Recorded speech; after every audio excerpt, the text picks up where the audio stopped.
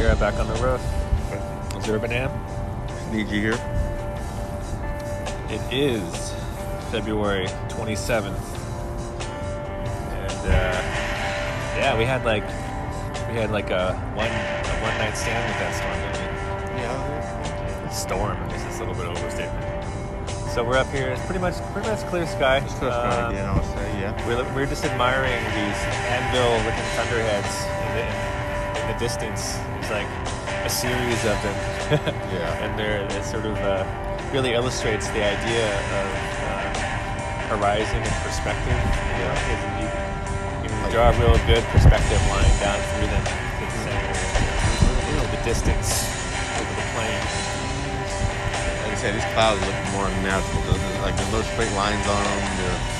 Except for the top of the anvil. Like I take this. I gotta take the mask off. It was cold, but yeah, I know, right? I can barely hear myself. Yeah, we actually came prepared this time. We're wearing these nice thick jackets. Maybe you'll hear the teeth chattering halfway through. You know. I'm just gonna kind of jump into that. I know a lot of people don't want to hear about the flat Earth or that topic, but I don't hear people rebutting like the hollow Earth theory, but they're more to accept the hollow Earth theory than flat the surface. That's very interesting, and because hollow Earth, it's still gonna be round. So far, right? The theory that I think the popular hollow Earth theory is round, right? Yeah, it's still round. So as long as it's round, we're cool. Yeah. That's interesting, man. That's good. I was just thinking, like, how come you're okay with that? Yeah, with that one per se. You know what I mean? Like, I don't want to hear that much. Just it's more evidence of the patriarchal chauvinist society than the male mind. As long as it's curves, baby. Yeah. That was really stupid. I'm sorry. That was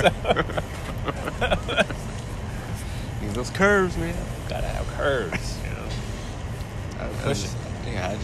don't know. Like, even if you look into it, like, I don't. I've heard one flat earther talk about the hollow Earth theory, and I guess he's talked to other people, and they're more accepting of the hollow Earth versus the flat. So, but that was the only person. I never looked into the hollow Earth, so I've really nothing to say on that except for that. I think we talked about it briefly, though, right? You and I. Like sometime last year, before I even got close to flat, I was like, because of my research into UFOs, Black Ops, and that whole idea of the Fourth Reich, like the continuation of Nazi Germany after World War II, that all kind of leads into and Admiral Byrd and everything, and Antarctica, right? It's like you get to this edge and then there's a gate, and the gate is that idea of Antarctica, the secret continent held by the Nazis. That's where they developed their little discs, flying saucers. Admiral Byrd went there. Project, what's it called? High jump. Operation High Jump. He comes back, lost of all these ships and men. Oh, it's because he got attacked by German UFOs or Nazi UFOs or something. And then the idea is like, and then he has this weird. He has a journal with this weird experience where he goes into the center of the South Pole and it is like inside in a whole other land. And so like that whole narrative, that whole thread, I think is like that gate. If you get that far, then the gatekeeping element is hollow Earth, I think. Okay. Because that's like I got to the hollow Earth stuff through that. What aids in that is if you're researching other things too, like you look into underground cities and catacombs the network of like there's like a network of underground tunnels and connections, cave systems like all over the world. Yeah, there is. Yeah. And so. And then we know about the domes. I definitely see that, yeah. So the idea is that, like, this all sort of feeds into, as, like, you can perceive it as evidence toward hollow Earth, Mm-hmm. So for a while, I was pretty into hollow Earth idea, yeah. And what really helps it is Antarctica. But like once you get there and you go, oh, it's this hidden continent no one knows, and Antarctica Treaty, you know, you don't get to flat Earth because right there's that other hollow Earth like theory, or can hold you in. But if the Germans were using UFOs or that type of technology, I think they'll be. If you're really using that technology, you would be definitely superior, and you would definitely ended the war. Either you would have ended the war because you got technology way beyond what should be here, or you're not even going to bother. You're just going to be like, you know what? We found something on the other side. Well, I think and this is from after listening and reading Joseph Farrell and listening to lots of those. What do they call them? I think it's what is the man? I'm gonna forget. Is it Veritas? No. There's another like podcast kind of network I listen to. Man, I'm forgetting it. I'll look it up later. But yeah, they get into a lot of the sort of the pulling on the thread of what happened to the Nazis at the end of World War II, what happened to Hitler, what happened to Bormann and everything, and how they're connected to stuff that's still happening now. Mm-hmm. And like the idea of the not necessarily the deep state, because the idea is that the deep state is almost like the psyop, that the existence of the deep state is sort of the gatekeeping for people who get that far. But really, it's like it's deeper than deep state. It's like the deeper state is like supposedly the remnants of the Third Reich, you know, and the evolution of that, and infiltration into Western civilization and everything. And through that whole thread of research, it kind of becomes, you can kind of see like, or at least the way that Joseph Farrell kind of tells it, he makes sense of a narrative where they could have come up with all that stuff, had all that crazy tech, but still not necessarily, like why'd they lose the war? Well, really, they weren't really losing it. Did it? But then just like in general, like World War II is another one of, essentially all of history as we know it from a mainstream, superficial level, right? Like all of history that we were taught in high school or on TV, right? Which is that mainstream, very simpleton, surface understanding of human history, yes. All of that, the more I look into it, the more time I spend researching, all of that is becoming false.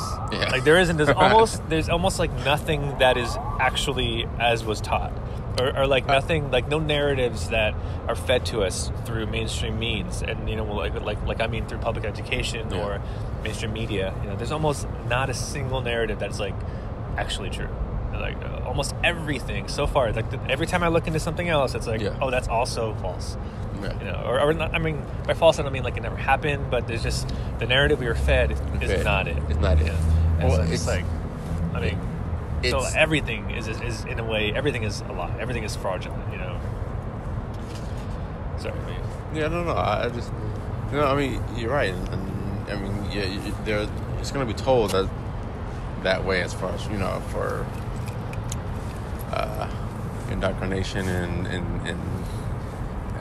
domination, and but everybody's vying for power, you know what I mean? But even those theoretical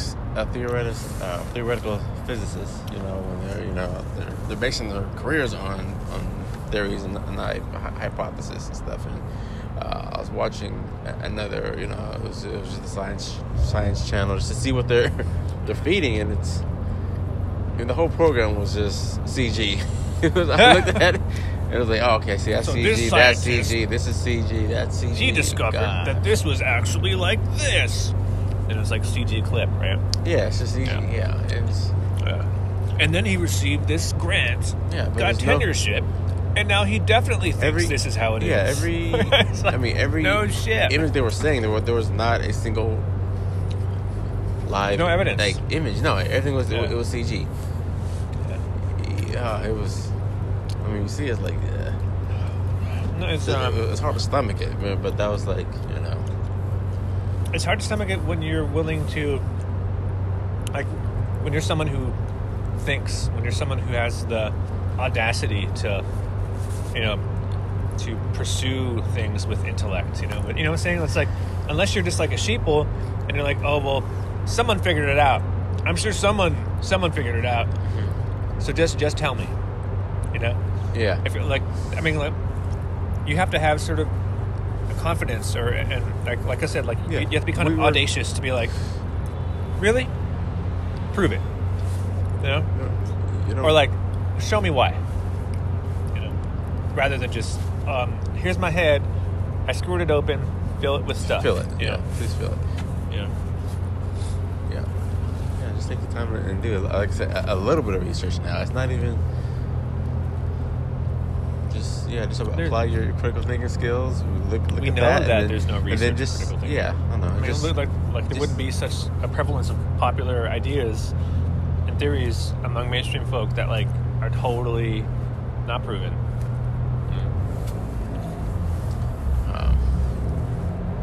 I had something if you... Yeah, go ahead.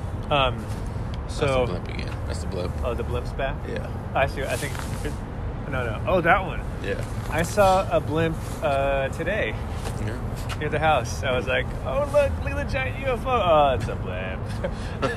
But, yeah. I was listening to Richie this morning, and he got me thinking about something else that I think we had maybe briefly talked about, and then moved on to, as our rants and rambles kind of happen, because as I listened back to the older episodes and I'm editing them to put them out, I'm like, oh yeah, we talked about that, or oh, that was a good thread, and then we never followed up or something.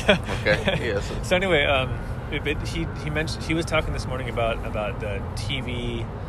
About the U.S. patents where they use screens and TV and like EMF to induce like a neurological response or stimulus. Essentially, it's like they're affecting your brain waves. They're with their what's the word? I'm not trying to say. Not controlling, but they're like affecting you with the TV. The TV's like literally become this instrument to make change in a person. On like a neurological and a physiological sense.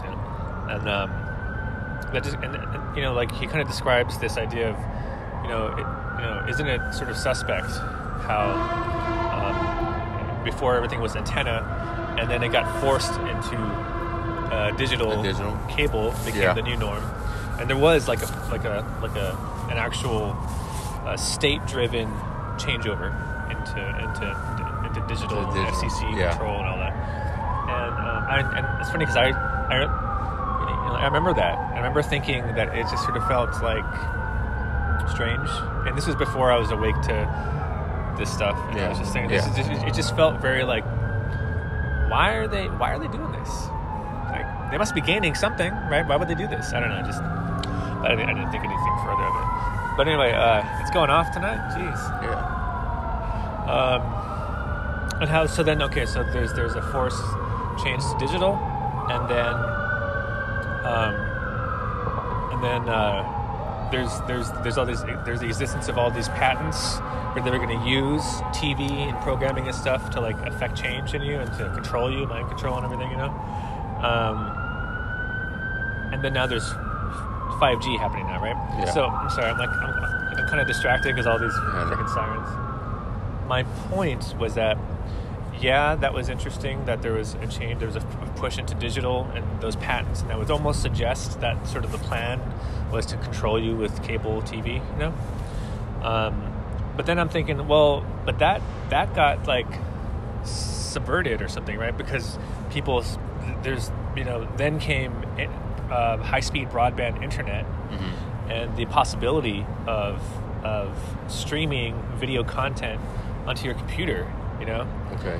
And then, but I mean, still though, that doesn't replace your TV, No, But then we have devices that have really awesome screens that look gorgeous, like an Apple iPhone, and then like over the years, these things are so high quality, and their capabilities now are like a computer, and they can stream video. So now we have people who have mobile devices that can stream video, and then suddenly, it's like I could see where there was a conversion taking place where we didn't need cable TV anymore. We didn't need programming from stations. Instead, we could just have content that we choose. Yeah. They were YouTube, and etc. They were, porn, at first they were, and and then came Netflix and Hulu and all that stuff, right? But it's like, that to me is sort of like, well, it went there instead. So cable and programming the populace with cable doesn't really work, right? Anymore, because it was it was I programming. Think maybe it was working. It right? was it was programming with the radio waves. And then it got to the programming propaganda with the cable. Yeah, and then how then it went. They could utilize like something like they would do pulsed. What was it? Pulsed emissions or something? No, pulsed EMF. I'm not exactly sure. I have to look into it more. But the way that it was, Richie and TruthStream explained it. It was something like they could use the way that the tube TVs would emit EMF. And they could pulse it a certain way, and it would actually have a physiological response on your skin, and it can actually induce different feelings, or even like physical responses, or I guess reactions. But but then once we got rid of tubes, we all had flat screens, and then we got rid of cable, we had internet streaming. To me, that almost sounds like maybe. But these are still at sending off signals still. So now, now instead of you being home getting this, you're receiving it 24/7 everywhere. Yeah, I guess my point was I was sort of pondering, or I guess like ruminating on, was the plan all along to get us into these mobile devices with microwave antennas that are constantly feeding us a barrage of programming, right? Or was that sort of like a happy accident? And the powers that shouldn't be were like, oh, cable didn't work out, but look, there's this, the population's really into this mobile tech. It's mobile, and they're starting to stream stuff. It's like, okay, fine, we'll take over, because obviously the powers that be are in charge of stuff like Netflix and all that these days. I mean, look at Netflix right now. I think seems to me like the number one programming, predictive programming platform. You see the stuff that's on that everything on there is related to the transhuman agenda. And it does give you the illusion of choice, right? I mean, exactly. Because, I don't screw ABC and cable. I got Netflix. I'm good. But and then of course they only offer certain programming. And now they have their original programming. Now they get their original stuff, which is I think taking over. Now it's more so original programming, and that's where all the predictive programming. Exactly. That's where it's almost like that's where it's headed. I mean, I don't know. It's like, I guess it makes me think of the people who are pushing these agendas, those whatever Freemasonic, Satanists or whatever, like whatever they're. Oh, that was a blip again. I was like, oh, okay, it's happening. No, it's just, fucking blimp. Stupid. You shouldn't. I mean, like I said, there's nothing over there to have a blimp. Normally it's a sporting event. What is over there? Isn't that where? That's like downtown. That's not Staples. Maybe it's the perspective makes it seem like it's. Who's playing? The Lakers are playing, I guess. I don't know about sports. Oh my gosh. What was I trying to say? Oh yeah. So it just got me thinking about how just how stuff like the way that stuff plays out versus the plans in place, and how adaptable are they, or how manipulative are they? Was it the plan all along to get us so now we have these devices that they can perfectly control us with and learn everything about us with, Or was it habits are in here, as stuff is going along, they're kind of adaptable and let's go with this, let's go with that, let's go with that. Oh, that didn't work, scrap that, let's go with this, I was just kind of thinking about that. I mean, it's not like any great revelation or any. That's interesting. I was just thinking about how. Because now they can custom tailor your programming because you're already giving them information, right? So now when you pop up in your feeds and everything is everything that you. Oh, you're into this? How about this? Yeah. Gotcha. Honey pot. Hollow Earth. It's helium versus iron. Remember? We had this code name thing. It was pretty good because it's you can't. see, it's like you're saying, right? I don't know if we could talk about hollow Earth in public and not get ridiculed by anyone that passed by. Yeah. I think anyone would stop and say something if we were to say flat Earth in public. Yeah, I know. but if you...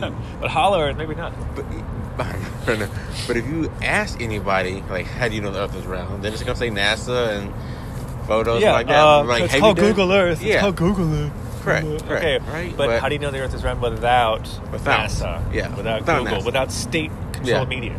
How would you determine that the Earth was round without them?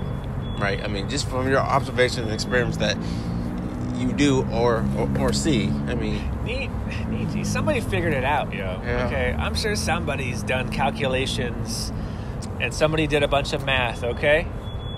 I ain't gonna be so audacious. But you know what I heard, but nature is simple, though. You know what I mean? Like, it doesn't need a 12-foot chalkboard with the complicated math to figure out, it's round. Yeah. Right? I mean, nature is simple. Is sort of beautifully complex and simple at the same time. Yeah. I like that. It's not... like, why is everything a hexagon? Because it's a good shape.